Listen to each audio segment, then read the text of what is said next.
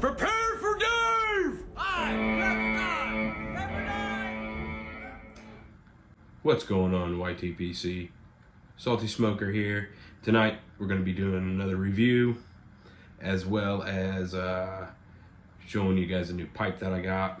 I actually got a couple of them. Just kind of catching up. Telling you guys a couple things that's been going on around here, and also got a couple of questions for y'all, so hopefully we'll get some responses on that. But so tonight, the tobacco that we are smoking is the Cornell and Diehl Manhattan Afternoon. Golden Virginias, I want to say drop of honey, right? Yeah. Golden Virginias with a drop of honey sliced into flakes. And the flakes on this actually weren't too bad. I've been smoking out of this jar again. Right now, I've got a lot of tin tobaccos that I haven't even touched yet that are brand new to me.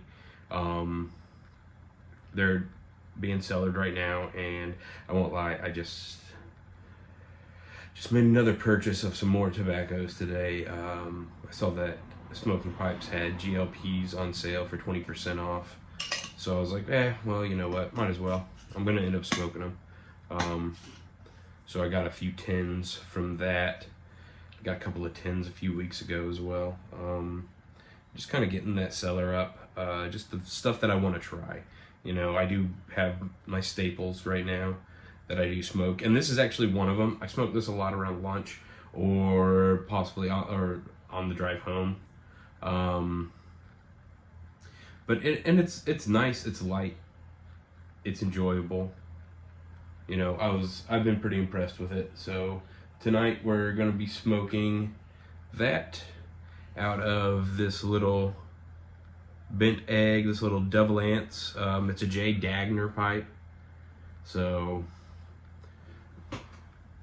there's his stamp, J. Dagner, located I think right here in Florida. But yeah, so smoking some Virginia out of that, or some of this Manhattan Afternoon, and yeah, let's light it up.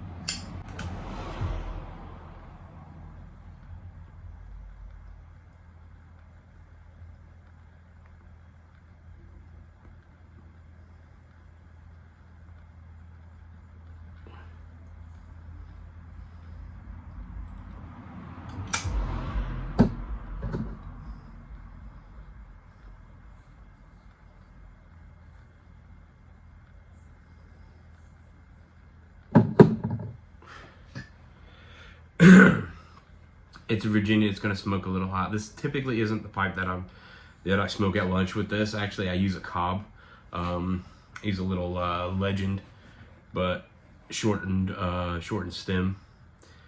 And that's usually what I end up smoking this one with, or this black Viking pipe. I think it's a 108. I want to say 408. I don't know, one of those. So I don't usually smoke it out of this, but I have smoked it out of this before just because it's a quick smoke, like if I'm walking the dog or something. This is one of the pipes that I use when I'm walking the dog, or if I'm driving, just because it's small.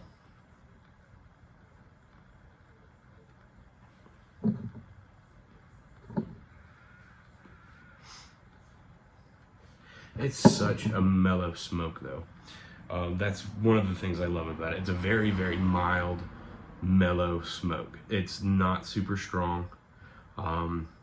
It's quite tasty. And it's kind of desserty, but not really. More refreshing, I would say. Because you're going to get that sweet and citrusy notes off that Golden Virginia. And then that drop of honey just kind of enhances that a little bit. And you do taste the honey in this.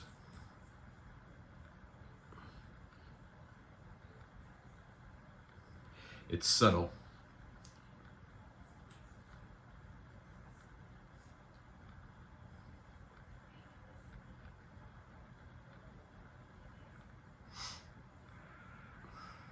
It's real subtle, but again, it's one of those blends that I really enjoy.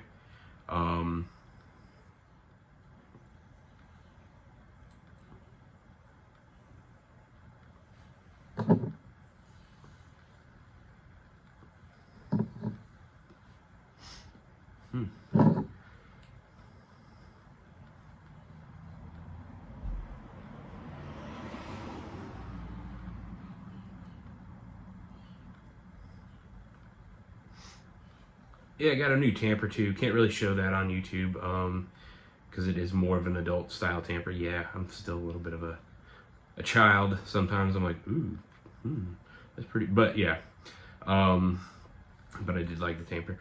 But I got it on Etsy. Trying to remember who it was. I can't. But I'll let you guys know in the comments or something of the guy. But this pewter tamper, it's not the only one that I have of his, but they've got a decent weight to them. They're kind of stylish, you know, nice little pieces of artwork. And again, he's another guy that was located in Florida. Just kind of lucked out with that.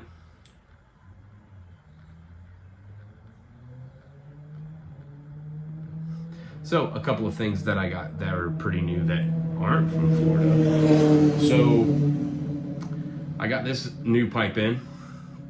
It's the Briarworks C91 with a black rustication or wire rustication, black, and then the coffee stem. I haven't smoked anything out of it yet. I got it in on Thursday. But I haven't smoked anything out yet. I'm really like, what should I smoke in this for her maiden voyage? And I just don't know yet. I'm still at a loss. If you guys have any recommendations, drop them in the comments below. That'd be great. Greatly appreciate that, or shoot me out of VR or whatever. But it kind of, what is that? I mean, would you guys call that a bent billiard? Maybe, you know, I mean, but I feel like it's probably a little bit more bulbous down here at the bottom to really be a bent billiard, but I mean, I'm not sure. Maybe an apple, tomato, I don't know.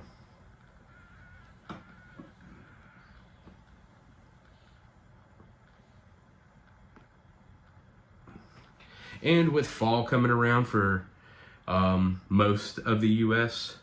Or most of, you know, the northern hemisphere rather, I guess. I did pick up a new cob, and something that I like with the cobs, you know, I don't have any tools yet to start working my own acrylic, but so I got this new.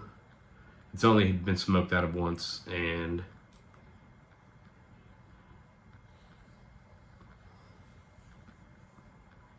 honestly, I don't even remember what I smoked out of it. Probably Sweet Virginia. More than likely Sweet Virginia. That I get at the local B&M, their bulk. But, so anyways, it's a bent country gentleman, Missouri freehand, or Vermont freehand rather, acrylic stem and the nickel ferrule. I just like making them look a little bit nicer. And I'm a clincher, and I need something a little bit more substantial to clinch onto. So, you know, I feel like I've chewed through. I've chewed through a couple of the standard Missouri Meerschaum bits and stems. So I do like these because they are a little bit more substantial, and I got them on every single one of my Missouri Meerschaums. I just like them. Even that short little one that I was talking about, that Legend, it's like that too. So that's I guess that's some of the new stuff, really.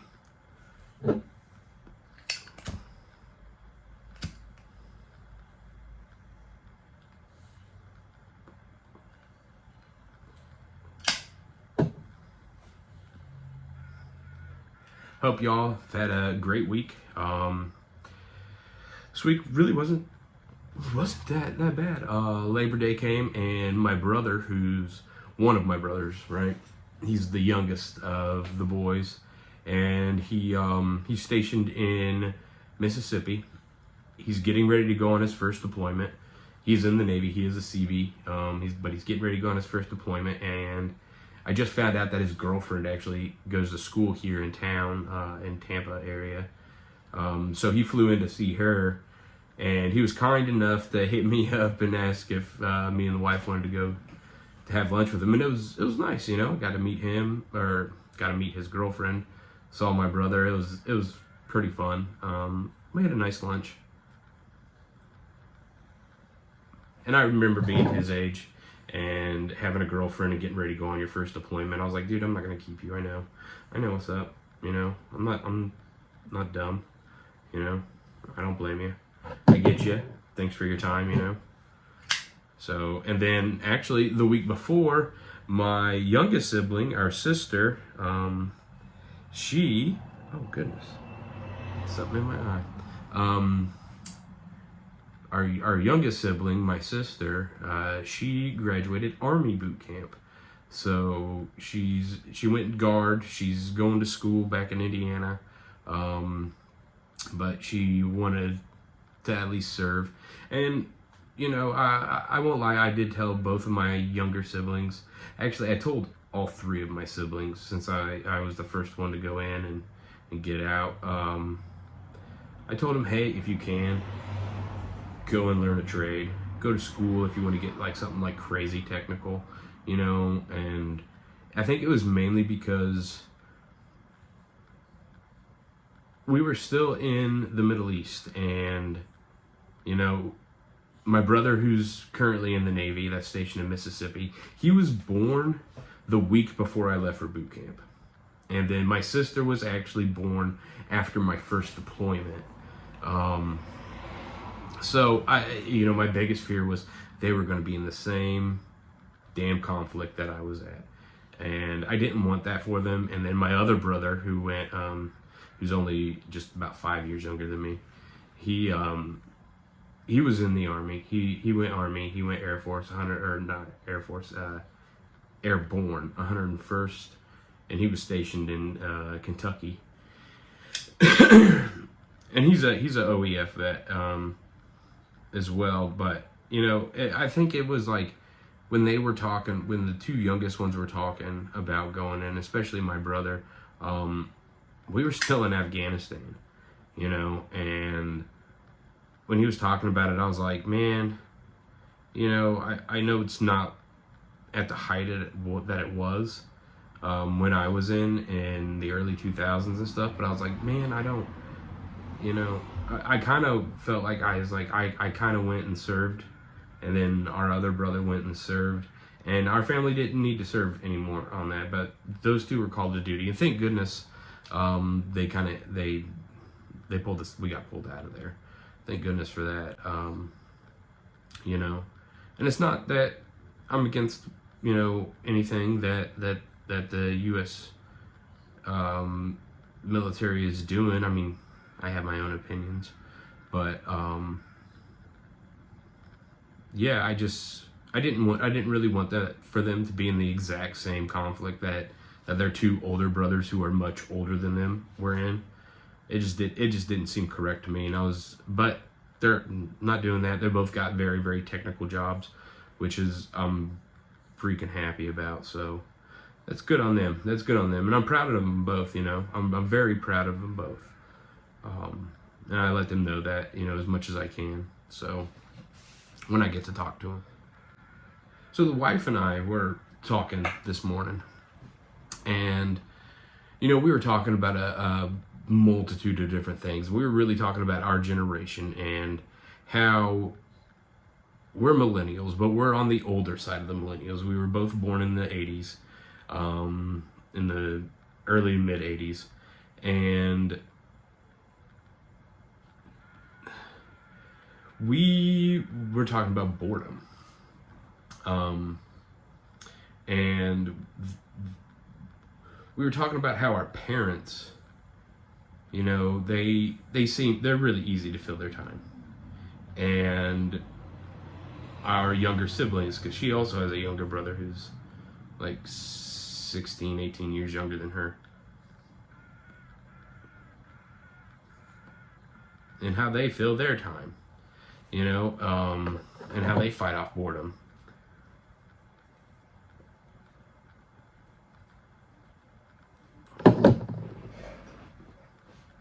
Her and I are lucky in the sense that you know, we can, we live in a nice place. We have a lot of hobbies. You know, we can kill the boredom. But we're thinking about other people that are in our generation that you can tell that they're just bored all the time. They're doom scrolling all the time. They're constantly looking at fixes on, you know, X, Instagram, YouTube. It doesn't matter, you know. But even when they're doing that, they're bored because we've caught ourselves being like, I'm scrolling and I'm bored. This is dumb. And you know, and so that kind of led us into a myriad of other topics where I'm like, well, you see that the younger population is starting to smoke more.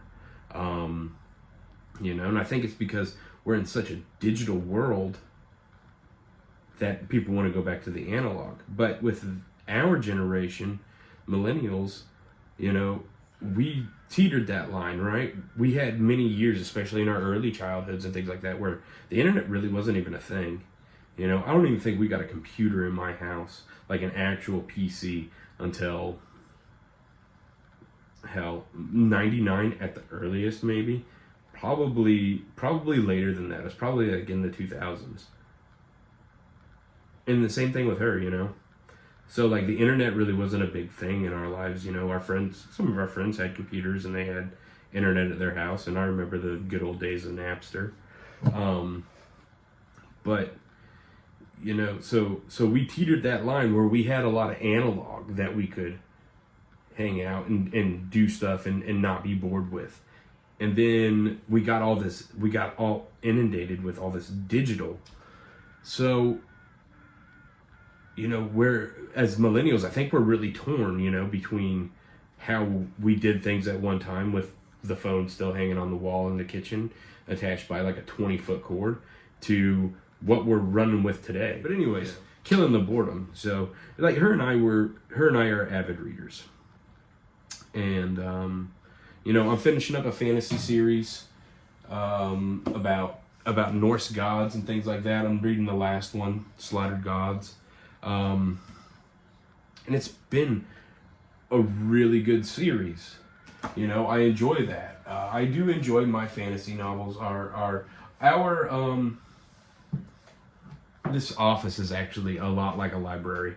I've got bookcases over here, back behind the camera. There's more bookcases, everything ranging from, you know, self-help or, you know, and when I say self-help, I'm not like, oh, you're sad, you know. No, it's more like, you know, strategies for stock trading. You know, my wife has that, you know, just like the 4 dummies starting and operating an LLC.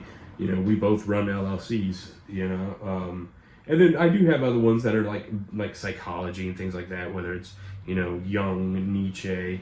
We have some of the great classics. You know, we have some stuff on esoteric thinkings and Eastern philosophies, occultism, Abrahamic religions. I was going to say Judeo-Christian, but it's more about all of the Abrahamic religions, you know, especially my wife. She really loves getting into that stuff, and so do I. You know, we've got stuff from the pagan religions, whether it's the Norse or the Celtic or the Greek and Egyptian pantheons, you know. So we do keep our time, and we do read a lot. But my question is to YTPC is, what are y'all reading? What are y'all doing when you guys feel bored? Some of you probably are never bored because you guys have kids and they got you running ragged, you know, and the only time that you really get to yourself is the 20 minutes to an hour that you get when you're sitting down smoking your pipe, after you put the kids to bed, you know. But for those of you that do have time on your hands, what do you guys do to cure the boredom? You know, and again, I'm very rarely ever bored around here. I do keep active, doing a bunch of different things, but I just kind of like to know what y'all get into, you know, other hobbies besides pipe smoking and, you know, other tobacco related things, you know, and what books you guys are reading. You know, I'm always looking for another good read, you know, whether it's fiction. Give me I'll read biographies. I love them, you know. If I can learn about something, that's always a good day for me. So, what y'all reading? And then, yeah. And then the other thing is I do want to ask you guys, that is tobacco related, how many of you guys smoke cigars? What are your guys' favorite cigars? I am going to do reviews on cigars here soon. I'm just waiting for the weather to break. It is so daggum hot. Again, you know, it's September 6th, and it's almost 10 o'clock here. And it is still humid, muggy, hot. You know, I lose like 5 pounds of water weight just walking outside, and I'm just sweating. I get out of the shower, I go outside, and I got to shower again. It's weird. So, you know, I'll get the fall. Fall will usually happen around here sometime in December, and then we'll roll right into winter for a week or two, and then we'll be right back into being extremely hot. So, I need to get back to this pipe though.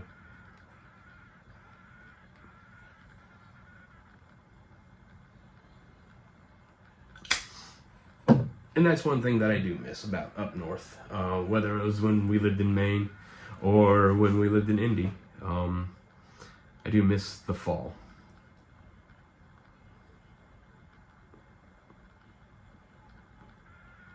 I get like maybe 2 weeks a year to wear a hoodie. So, and I miss bonfire season. They're like, oh, it's bonfire season now. And I'm like, only because it's the rainy season, but I don't want to be near a fire right now, unless it's in this bowl.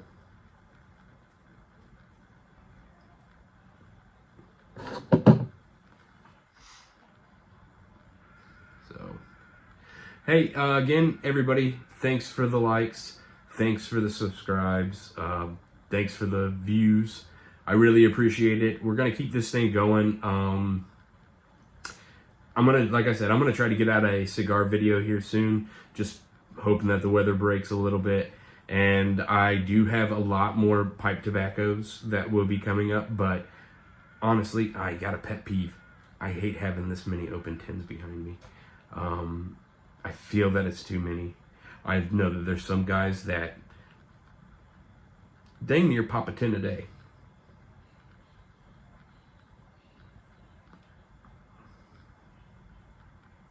And I just can't do that. It's OCD for me, I guess, if you will. But I've got to finish some of these before I pop another one. That, and I also don't want to put up more shelves. I will. I've got some open areas right now, but I don't want to do more shelves. And then I got to rearrange all this again, and that's just another thing. And I got other projects in the house, so this office is not one of them at the moment.